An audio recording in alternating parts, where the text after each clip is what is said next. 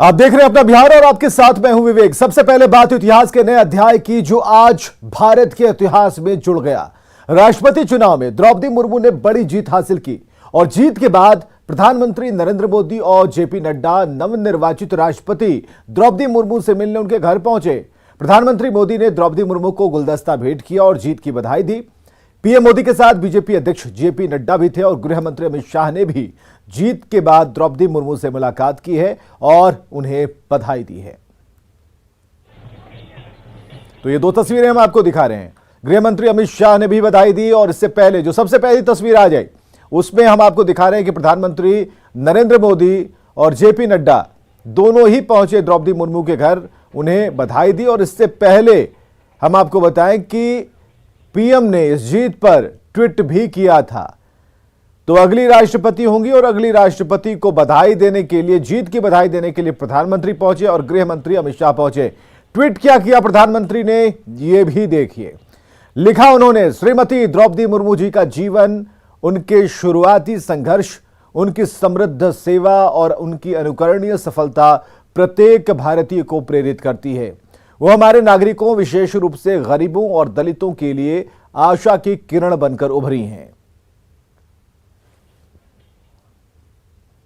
तो प्रधानमंत्री नरेंद्र मोदी ने यह ट्वीट किया है और प्रधानमंत्री ने बधाई दी है ट्वीट करके। और उनके शुरुआती संघर्षों को उन्होंने लिखा है और शुरुआती संघर्ष, समृद्ध सेवा और जो एक विरासत है उसे लेकर किस तरीके से आगे बढ़ती हैं, गरीबों, दलितों, वंचितों के बारे में द्रौपदी मुर्मू क्या सोचती हैं, ये सारी बातें एक छोटे से ट्वीट के माध्यम से प्रधानमंत्री ने लिखी हैं। द्रौपदी मुर्मू की जीत के बाद बिहार, झारखंड समेत पूरे देश में जोरदार जश्न मनाया गया। पहले जश्न की तस्वीरें देखिए, फिर द्रौपदी मुर्मू की जीत कैसे हुई इसे भी समझना जरूरी है।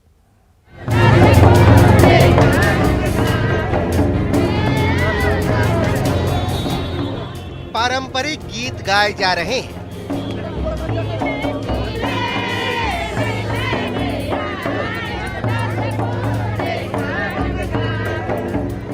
ढोल नगाड़े मांदर बज रहे हैं।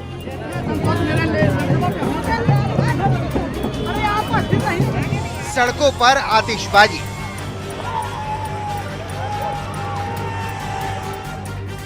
और सावन में रंग गुलाल वाली होली। राष्ट्रपति चुनाव में द्रौपदी मुर्मू की जीत का जश्न कुछ इस तरह पटना के बीजेपी कार्यालय में जोरदार तरीके से मनाया गया। आदिवासी समाज के जो लोग हैं, जो कलाकार हैं, वो इस वक्त यहाँ पर पहुंचे हुए हैं ढोल नगाड़े के साथ। और खास तौर पर जश्न मनाया जा रहा है जीत का कि पहली बार देश में आदिवासी समाज से एक महिला आती हैं और वो राष्ट्रपति बनने जा रही हैं। इसको लेकर के यह खुशी है और इस खुशी के माहौल में देखिए जो ढोल नगाड़े के साथ जो इस आदिवासी समाज के जो लोग हैं वो भाजपा कार्यालय पहुंचे हैं। द्रौपदी मुर्मू की जीत पर दोनों डिप्टी सीएम तारकिशोर प्रसाद और रेणु देवी ने ढोल नगाड़ा बजाकर खुशी का इजहार किया और द्रौपदी मुर्मू की जीत को ऐतिहासिक बताया। पूरे देश के लिए एक उल्लास का अवसर है। जो जनजातीय समाज से भी महिला उम्मीदवार आज वो भारत के राष्ट्रपति के रूप में उनका जीतना सुनिश्चित है, जीत हो चुकी है। और यह हमारे देश के लिए एक बड़ा अवसर है कि समाज का ऐसा वर्ग जो कभी हाशिए पर हुआ करता था राजनीतिक क्षेत्र में, उसे हमारे यशस्वी प्रधानमंत्री और एनडीए के सभी नेताओं ने उन्हें राष्ट्रपति पद के रूप में उन्हें उम्मीदवार बनाकर आज वो राष्ट्रपति बन चुकी हैं। आज हम लोग का खुशी का मौका है। आज हमारी महिला जो कि सबसे पीछे की महिला बैठी हुई राष्ट्रपति बनी है, हम सभी लोग खुश हैं। पटना ही नहीं, पूर्णिया में भी जोरदार जश्न देखने को मिला। बनमनखी में आदिवासी समाज के लोगों ने विशाल जुलूस निकाला। इस मौके पर हजारों आदिवासी पारंपरिक परिधान और पारंपरिक हथियारों के साथ द्रौपदी मुर्मू और प्रधानमंत्री नरेंद्र मोदी की तस्वीर हाथ में लेकर ढोल नगाड़े की थाप पर खूब झूमे।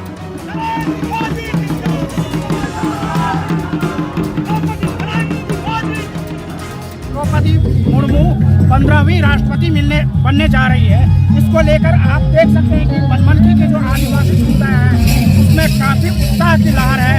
ये पूरे जुलूस के साथ, ढोल नगाड़े के साथ बाजार में जुलूस निकाले हुए हैं। इधर नवादा में भी बीजेपी कार्यकर्ताओं ने प्रजातंत्र चौक पर जमकर आतिशबाजी की।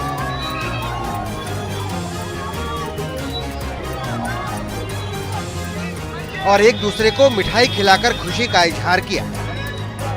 न्यूज़ 18 के लिए पटना से शैलेंद्र कुमार, पूर्णिया से कुमार प्रवीण और नवादा से अनिल विशाल की रिपोर्ट।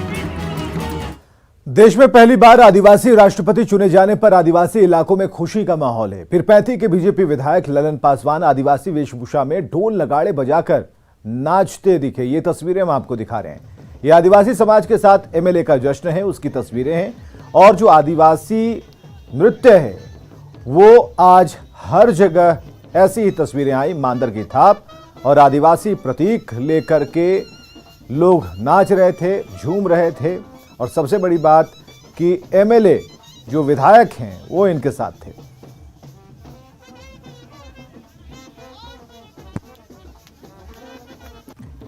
और द्रौपदी मुर्मू को जीत पर बधाई देने वालों का तांता लगा है। और कितने सारी प्रतिक्रियाएं, कितने सारी बधाइयों का जो संदेश है वो आया है, हम एक साथ दिखा रहे हैं। श्रीमती द्रौपदी मुर्मू जी देश के प्रथम नागरिक के रूप में सेवा करेंगी। जिस प्रकार उन्होंने इसके पहले उड़ीसा सरकार में मंत्री के रूप में, विधायक के रूप में, झारखंड के राज्यपाल के रूप में जिस प्रकार उन्होंने सेवा की है, समाज के हर तबके को, समाज के हर वर्ग को, समाज के हर संप्रदाय के लोगों के साथ न्याय करेंगी। और हम सब लोग इसके लिए उनको शुभकामना देते हैं कि वो इसमें सफल हों।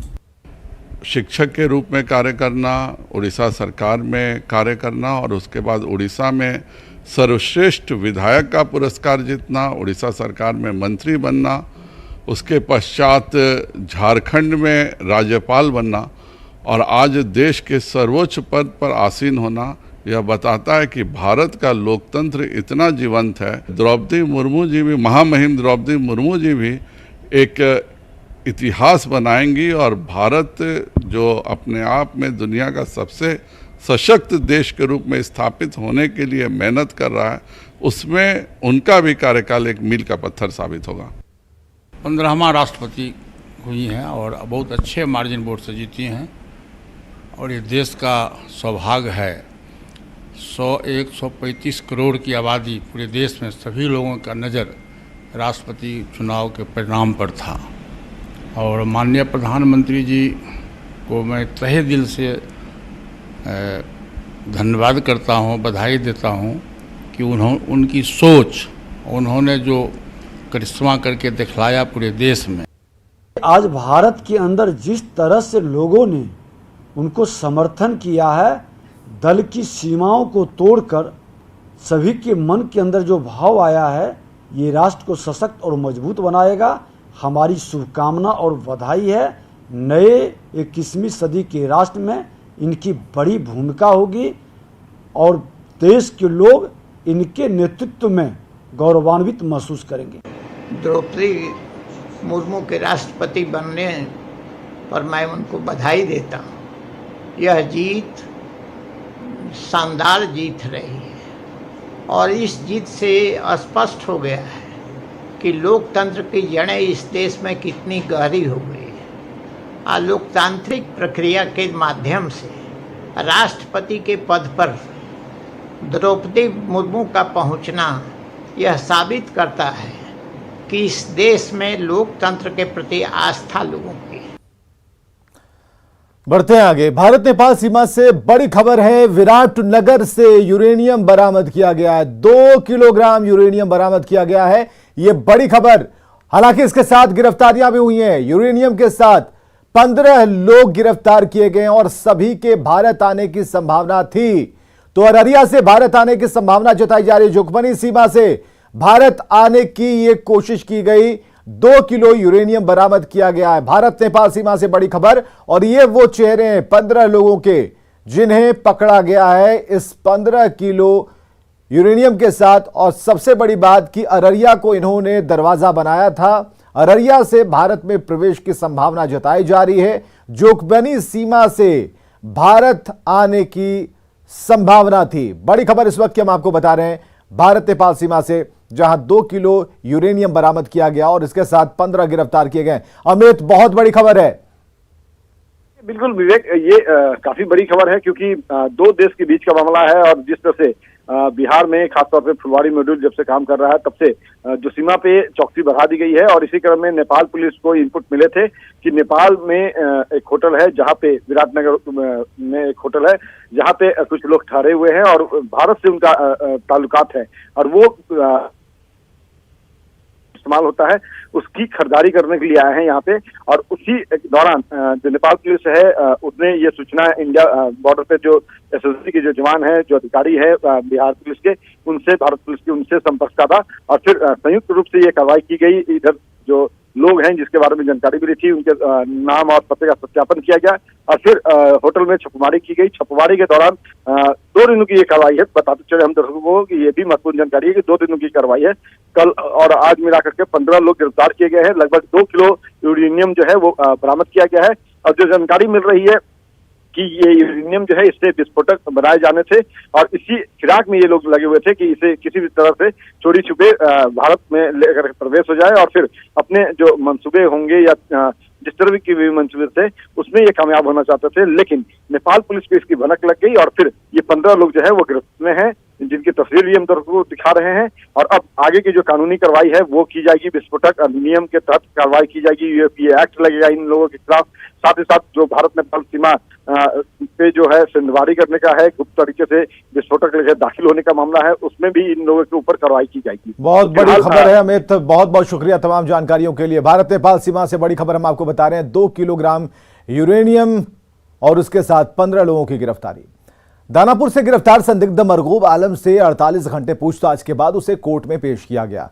सूत्रों के मुताबिक मरगूब से पूछताछ में कई सुराग मिले हैं। पुलिस ने गजवाए हिंद से जुड़े लोगों को पकड़ने के लिए टीम बनाई है और जो 4 राज्यों में छापेमारी करेगी।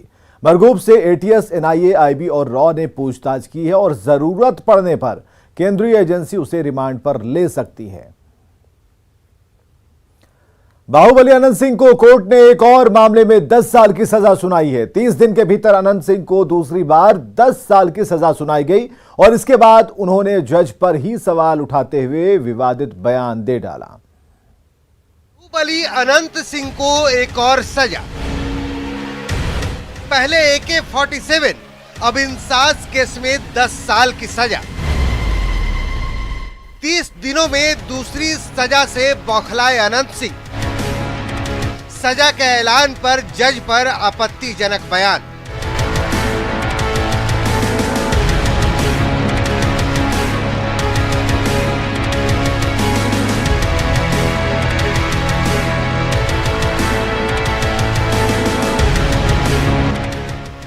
जून को AK-47 केस में 10 साल की सजा के ऐलान के बाद जिस अनंत सिंह की विधानसभा सदस्यता चली गई, वो अब 21 जुलाई की तारीख भी कभी नहीं भूल पाएंगे, क्योंकि AK-47 केस में सजा के ठीक 30 दिन बाद पटना की उसी MP MLA अदालत ने उन्हें सरकारी आवास में इंसास राइफल की मैगजीन और बुलेट प्रूफ जैकेट के रखने के मामले में 10 साल की सजा सुना दी।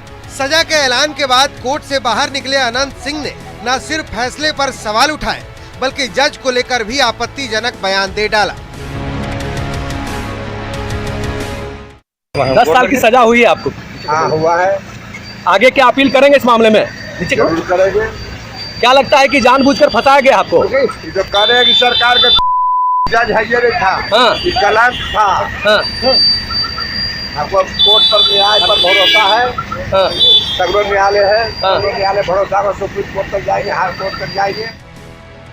अनंत सिंह को अब जिस इंसास केस में सजा हुई है वो मामला साल 2015 का है। तब बाढ़ में पुटूस यादव नाम के एक शख्स की हत्या के पीछे अनंत सिंह का हाथ बताया गया था और जब पुलिस ने उनके पटना स्थित सरकारी आवास की तलाशी ली थी तो वहां से इंसास राइफल की मैगजीन और बुलेट प्रूफ जैकेट बरामद हुआ था। लेकिन अनंत सिंह के वकील अब भी इसे गलत बताते हुए ऊपरी अदालत में अपील की बात कह रहे हैं। वही हाईकोर्ट में, ऑनरेबल हाईकोर्ट जाएंगे अपील में क्या क्या सजा क्या हुई है? सजा 10 साल की सजा दी गई है। आर्मसेट का ये मुकदमा था। वह जांच में गया, वो बुलेट प्रूफ जैकेट था कि हार्डबोर्ड का था कि प्लास्टिक का था, कोई रिपोर्ट उसका नहीं आया पूरे ट्रायल में। तो आप लोग ऊपर फिर निश्चित हम लोग अपील में जाएंगे। अनंत सिंह का साफ कहना है कि उन्हें फंसाया गया है और वो इसके खिलाफ अपील करेंगे आगे की अदालत में। उनके वकील का भी कहना था कि जो मामला है उस मामले के खिलाफ चिट्ठी मिलते ही वो आगे के कोर्ट में अपील करेंगे। और कहीं ना कहीं इन सब मामलों के बाद अनंत सिंह की मुश्किलें कम होती नहीं दिख रही है। न्यूज़ 18 से पटना के लिए धर्मेंद्र कुमार। चलिए अब जानिए बिहार में कोरोना का अपडेट। पिछले 24 घंटे में 472 नए मामले सामने आए और एक्टिव केस की संख्या बढ़ गई है। 2327 पहुंच गई है एक्टिव केसेस की संख्या। और पटना में सबसे ज्यादा 159 नए मामले आए हैं कोरोना के। भागलपुर में 44 नए मामले।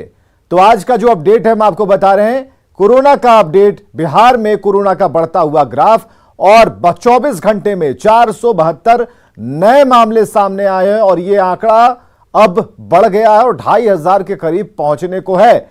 तो अभी जो आंकड़े हैं उसके मुताबिक पिछले 24 घंटे में 472 नए कोरोना के केस आए हैं और एक्टिव केस की संख्या 2327 हो चुकी है। बिहार में सूखे के हालात को देखते हुए नीतीश कुमार ने हाई लेवल मीटिंग की और अधिकारियों को निर्देश दिया है। सीएम ने आदेश दिया कि हर खेत तक सिंचाई का पानी पहुंचाया जाए। सीएम ने 7 निश्चय पार्ट 2 के तहत हर खेत तक पानी पहुंचाने की योजना की समीक्षा की और इसके अलावा राज्य की नदियों को जोड़ने की योजना पर तेजी से काम करने का निर्देश दिया। जरूरत के मुताबिक चेक डैम बनाने का भी निर्देश दिया गया है।